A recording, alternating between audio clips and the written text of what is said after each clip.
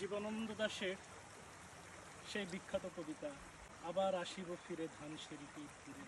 তো এই নদীটি ধানসিঁড়ি নয়, জলঝিরি নয়, বনঝিরি নয়, কিন্তু এটিও সেই জীবনানন্দ দাশের ধানসিঁড়ি বা বনঝিরি বা জলঝিরি নদীর মতোই। এই নদীর নাম জেলকে।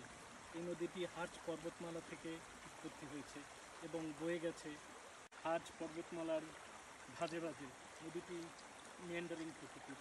নদীটির রূপ অসাধারণ এবং এই নদীর জলের জল গড়ানোর শব্দ মুগ্ধ করে আমাকে। আমি জানি না জীবনানন্দ দাশ আসলে কীভাবে নদীকে উপলব্ধি করেছেন, কিন্তু আমার জীবনানন্দ দাশের কবিতা পড়ে মনে হয়েছে গভীরভাবে, এবং তিনি নদীকে গভীরভাবে ভালোবাসতেন। তো জেলকে নদীতে একটি পাখি বসবাস করে। পাখিটির নাম ইউরোপিয়ান ডিপার অথবা হোয়াইট থ্রোটেড ডিপার। তো পাখিটি এই জলে, প্রবাহমান জলে এবং ডুবে ডুবে পোকামাকড় ধরে খায়। পাখিটি খুব সুন্দরভাবে ভেসেও থাকতে পারে। পাখিটিকে আসলে আমরা সেমি অ্যাকোয়াটিক বার্ডও বলতে পারি।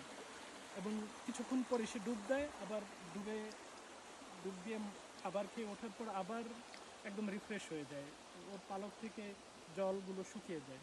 অদ্ভুতভাবে সে ইভলিউশনারি প্রসেসে হ্যাবিচুয়েটেড হয়েছে এই প্রকৃতির সঙ্গে।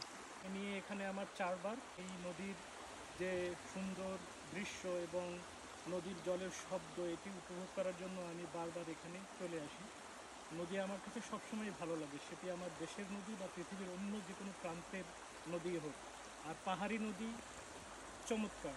তো নদীর রূপ এখন অসাধারণ, বিশেষ করে এখন শরৎ শুরু হয়েছে। তো শরতের ঝরা পাতা, তারপরে মাঝে মাঝে বৃষ্টি হয়। গত রাতে যেমন সারা রাতই বৃষ্টি হয়েছে। নদীর জল গড়ানোর শব্দ খুবই অবাক করার মতো। আর এই নদীর রূপ আসলে যতই দেখি ততই ভালো লাগে। নদীটি দেখতে আমাদের সাঙ্গু মাতামুহুরীর মতোই। আমি যখন বান্দরবনে গিয়েছি, তো সাঙ্গু মাতামুহুরীর রূপ খুবই সুন্দরভাবে উপভোগ করেছি। আজ আবার এখানে আসলাম, তো এখানের এই নদী দেখলে আমার দেশের নদীর কথা মনে পড়ে। আর নদী সবসময় সুন্দর, সেটি পৃথিবীর যে কোনো জায়গায় হোক।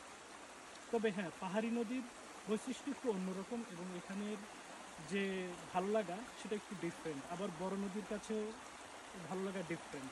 কিন্তু সবচেয়ে বড় কথা হলো নদী সুন্দর এবং নদীকে আমরা ভালোবাসি এবং নদীকে আমরা দূষণমুক্ত রাখতে চাই।